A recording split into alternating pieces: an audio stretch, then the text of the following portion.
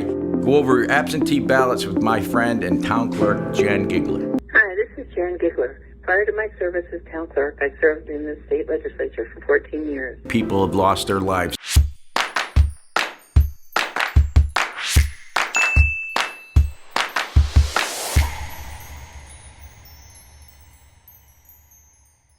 Hello, everybody. How are you doing on this fine Tuesday? I am doing quite well.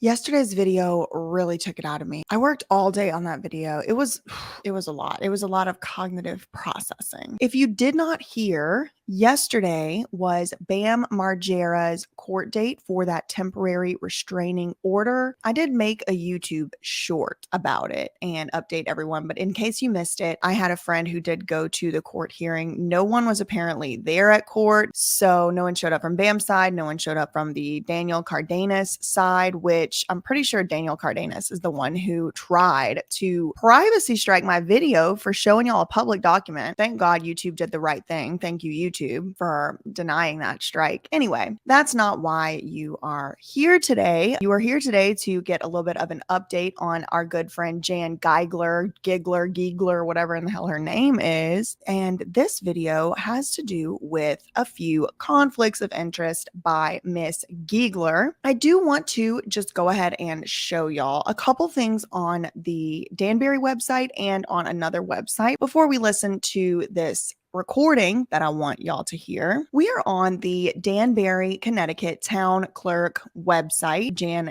Giegler, whatever in the hell her name is here. No, I don't want to ask y'all no questions because you're not going to answer them anyway. If you scroll down the webpage just a little bit, you'll start to see stuff having to do with voting, absentee ballot application here. There's a link for voter information. And then there is this about us paragraph. It says the town clerk is responsible for the preservation and the safe keeping of all official records and documents for the city of Danbury. The various duties and function of the town clerk are defined by Connecticut state statutes and the city charter. And you may remember this, you may not. Dean Esposito used to be the town clerk, and then he was like the deputy to the mayor or whatever, like the chief of staff or whatever for the mayor.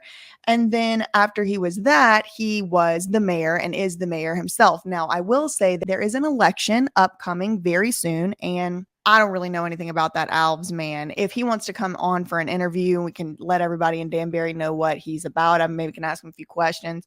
I don't know. I mean, off the top of my head, it seems like anybody would be better than Dean Esposito, but I don't want to get too far off in the weeds here. All right. Town clerk is considered the government official in charge of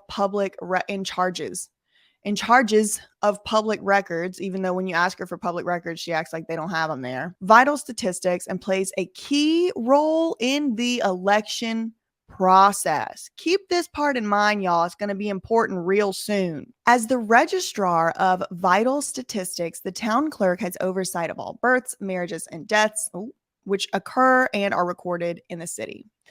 She also serves as the official keeper of the city seal. Our staff provides guidance and assistance to our residents, attorneys, title searchers, local businesses, and state agencies. Well, they definitely don't provide guidance and assistance to journalists or to people trying to make FOIA requests, but I digress. So it says what our office does to serve you. Well, if I was making this list, I would say nothing, but I'm not. So here we are. Maintains and provides access to public records, except she won't tell you how much they paid for the Career Academy. And then look down here, the last paragraph here, the last little section here says elections. Acts as a filing repository for municipal office candidates' campaign finance reports, certifies nominating petitions, issues absentee ballot applications, files legal notices for primaries and elections.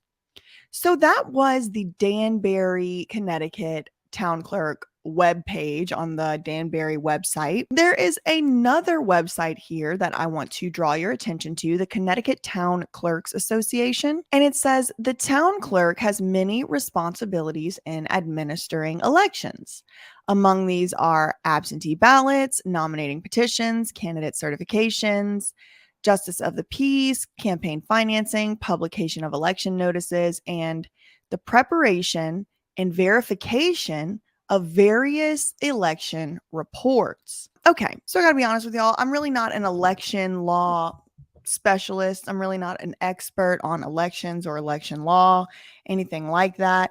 But from what I can read, even if it's just coming from straight from the Danbury, Connecticut website, it does look like Jan Giegler is responsible for a lot of the election process when it comes to these local candidates. Hi, I'm Mayor Dean Esposito, and welcome to another episode of This Week in the City, where I go over absentee ballots with my friend and town clerk, Jan Giegler. People have died to give us the ability to vote. That's what this country's all about, and voting is the most crucial thing you could do when you become of age, to register to vote and do your civic duty. Well, currently, we're pretty busy with the number and the volume of absentee ballots that we're getting in. The state implemented a new portal which allowed them to request absentees on an electronic basis. We have to check them within 24 hours. They post them at midnight, and we have to get them out within 24 hours, but we have to proof them. They have to fill out the ballot. They have to put it in an inner, what they call secret envelope, where they have to sign it, date it,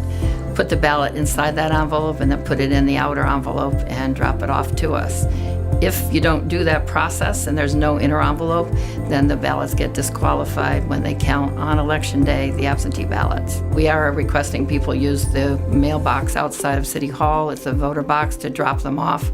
They can mail them in. They have to be here by 8 o'clock on election day. Anything comes in after that, then they're not counted. People have lost their lives. I don't know, just thinking out loud here. It would seem like I would want that person who plays a key role in the election process to maybe seem a little bit neutral as far as endorsing or supporting candidates.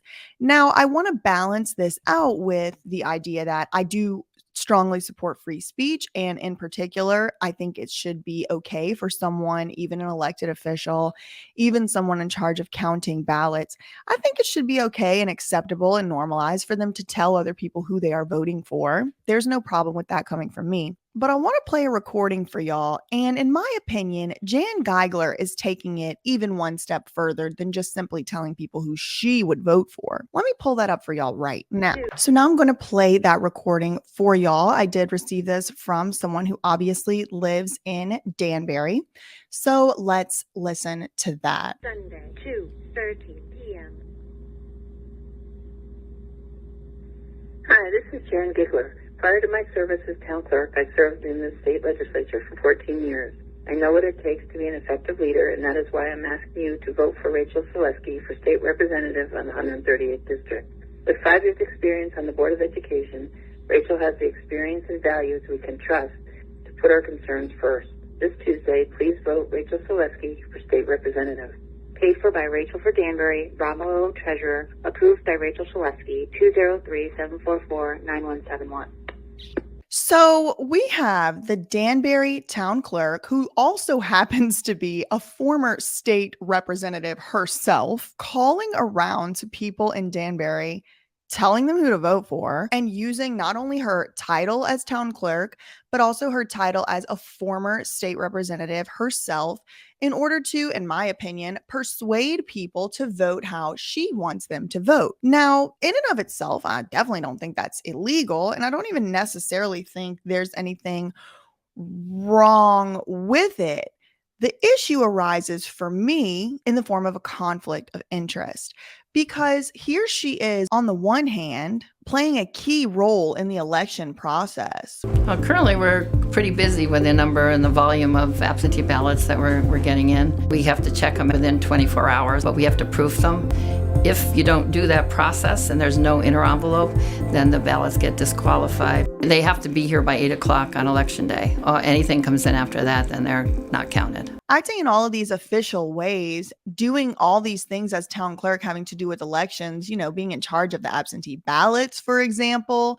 Now, if you think about the fact that a lot of people have been voting by absentee ballots because of the times that we're in. Pretty busy with the number and the volume of absentee ballots that we're getting in. It just raises a big conflict of interest question, in my opinion. Now, obviously, and as usual, everybody is innocent unless or until proven guilty.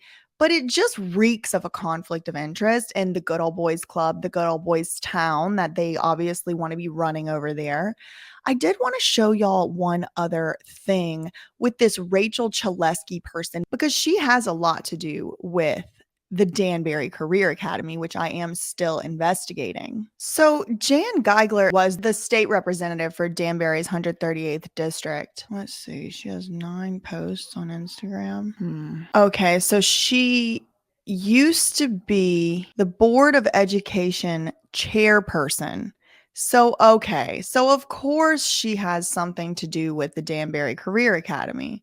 It says, surrounded by friends, family members, and supporters, Danbury Board of Education, Rachel Chalesky, kicked off her campaign for, I'll show y'all what I'm looking at, kicked off her campaign for a state representative seat that has historically been in control of the Republican Party for decades.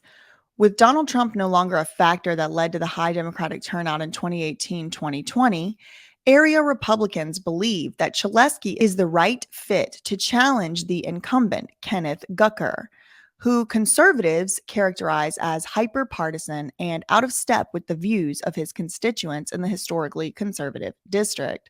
With education being a top issue in last year's municipal elections, school concern was a focal point of Chalesky's stump speech.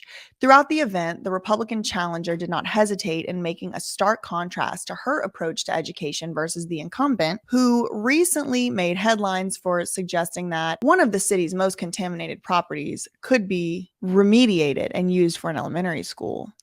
Okay, so very interestingly, not only is Jan Giegler supporting this woman, but so is Dean Esposito, who is the Republican mayor. And a lot of y'all, I understand y'all have your own political leanings, and I completely support your right to do that.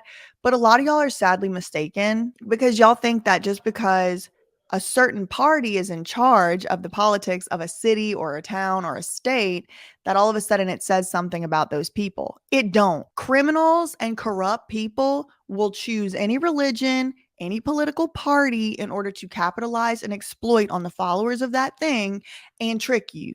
So just because somebody is saying that they are a Democrat, or just because someone in this case is saying they are a Republican, does not necessarily mean jack.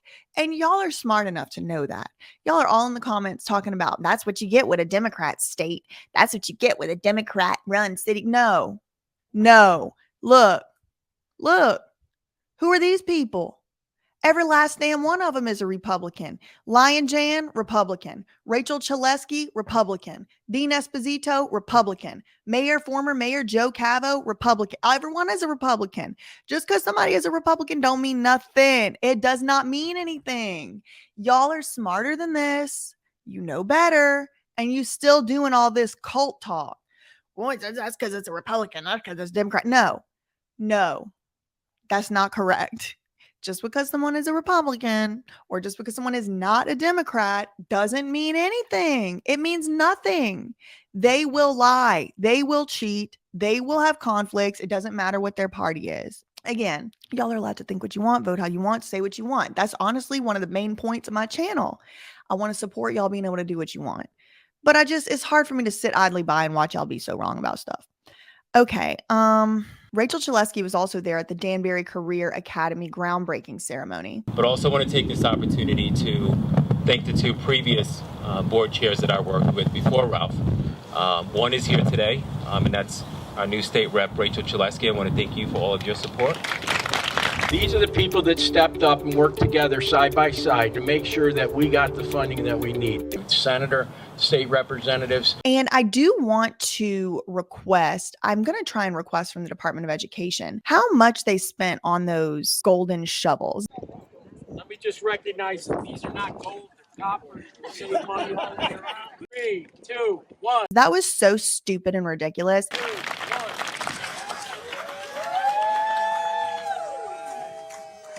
I'm still wondering how much they paid and charged for those shovels and all that.